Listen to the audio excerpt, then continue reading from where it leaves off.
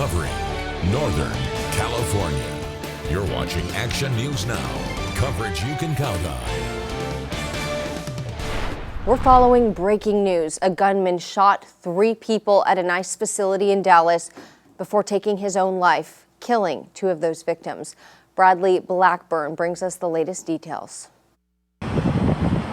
A motorist on Interstate 35 in Texas captured the massive emergency response after a shooting at an ICE facility in Dallas. I can confirm at this time that the FBI is investigating this incident as an act of targeted violence. Police say the gunman opened fire from the roof of a nearby building. Early evidence that we've seen from rounds that were found near the suspected shooter contain messages that are anti-ICE in nature. The facility was the target of a bomb threat last month. That suspect was detained. The rhetoric has to stop. There are people out there who are seeing what is being placed online, and they're coming and they're doing acts of violence against ICE employees.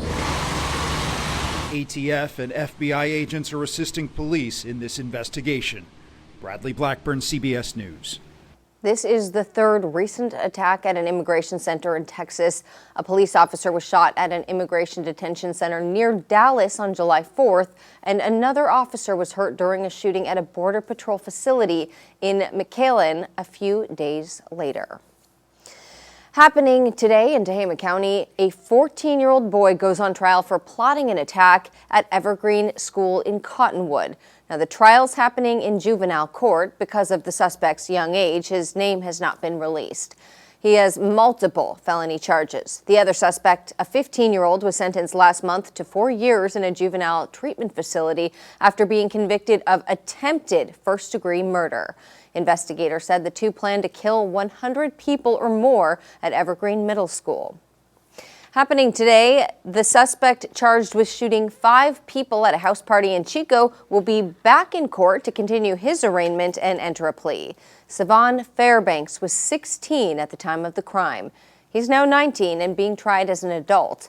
The mass shooting happened at a home on 5th Street in September of 2022. Police say Fairbanks fired through a front window with a handgun after not being let back into a party. 5 people were shot, and one of those victims is now paralyzed. Fairbanks faces life in prison if he's convicted. Here's a live look from Alert California's oven lid camera. Blue skies overlooking Tehama County on our Wednesday. Still warm out there even though it's fall, and Sade Pullen's tracking conditions for us. Sade, do I see 80s or 90s behind you? We're looking at the 90s for today. Well, currently right now we are in the 80s. We'll see the 90s a little bit later on today. So currently we're about 85 degrees in Redding, 82 degrees in Chico. For our foothills, we are looking in the upper 70s with 79 degrees in Paradise. And then for our mountains, we are in the 70s to 80s. So pretty mild start for our afternoon. And as we go throughout the day, we'll start to see those temperatures start to rise, but we won't be as hot as we were yesterday. This is a look at our wind speeds right now. They are picking up a little bit in the Redding area and even in Chico at 14 miles per hour. Our foothills are looking pretty calm and our mountains are looking calm as well. This is a look at our futurecast showing that we're going to be pretty much bright and sunny. We'll reach the lower 90s across the valley and then lower 90s for our foothills. So definitely warming up for today. Back to you, Haley. All right, thanks, Sade. Redding police are investigating a stabbing. This happened last night at around 7 at a home on Aruba Drive in the Country Oaks area of Northeast Redding. Shascom dispatchers reported over police radio that a person had been stabbed with a butcher knife. We sent a reporter to the scene, but officers did not release additional information, and we're still working to get more information for you, but we will keep you posted.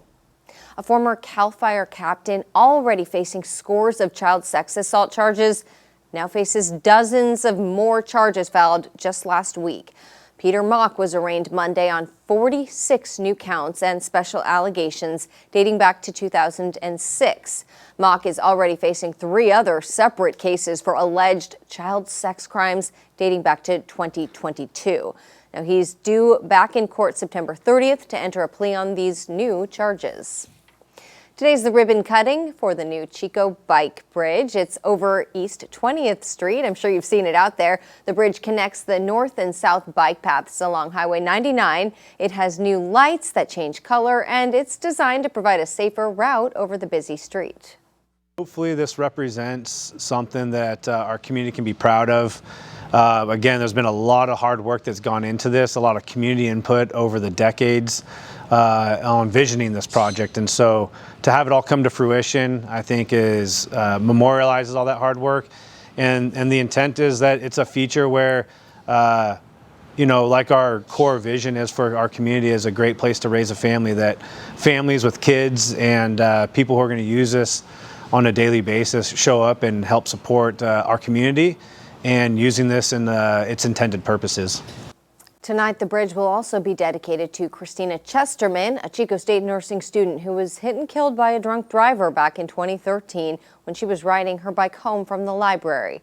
A plaque in her honor can be found on the bridge. That ribbon cutting is happening at 6:30 tonight in the Chili's parking lot right near the bridge. Governor Gavin Newsom was a guest last night on The Late Show with Stephen Colbert. That show was taped yesterday in New York City and was shown last night. One of the topics discussed was changing guidelines at the CDC and how that could affect insurance coverage for treatment and vaccinations. Take a listen.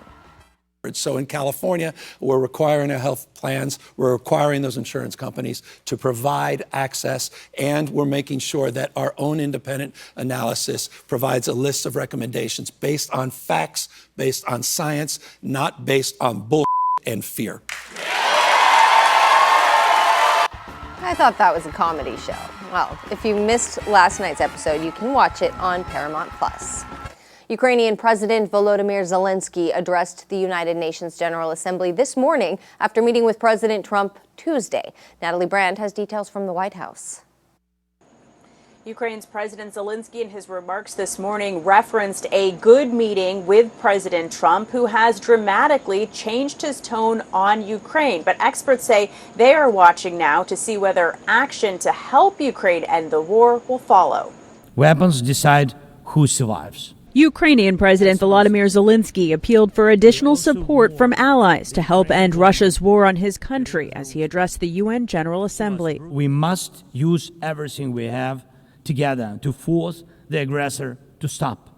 And only then do we have a real chance that this arms race will not end in catastrophe for all of us. Thank you for this meeting. The remarks come less than 24 hours after Zelensky sat down with President Trump on the sidelines of the forum. After the meeting, President Trump appeared to make a major shift, posting on social media, "I think Ukraine, with the support of the European Union, is in a position to fight and win all of Ukraine back in its original form." Trump went on to say Russia and President Vladimir Putin are in big economic trouble. This is the time for Ukraine to act. It could be that Russia's a paper tiger. President Trump reiterated his new position during a meeting Tuesday with French President Emmanuel Macron. Let them get their land back. Yep. So we'll see how it all works out. President Trump had previously said Ukraine would have to be open to giving up territory to reach a peace deal with Russia. But since then, he's grown increasingly frustrated with Putin as ceasefire negotiations have stalled. In the event that Russia is not ready to make a deal to end the war, then the United States is fully prepared to impose a very strong round of powerful tariffs. President Trump also urged European countries to stop buying Russian oil. The president of the European Commission said the EU wants to meet that goal before 2027. The president was also asked about recent airspace violations by Russia over Estonia and Poland, and he said he believes NATO countries should shoot down Russian aircraft if they enter their airspace. Natalie Brand, CBS News, the White House. The Kremlin fired back this morning, indicating there was no alternative for Russia other than to continue its offensive on Ukraine.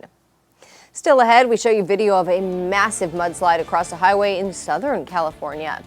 And some guests join us with details on events celebrating history and tradition at the Chico Cemetery.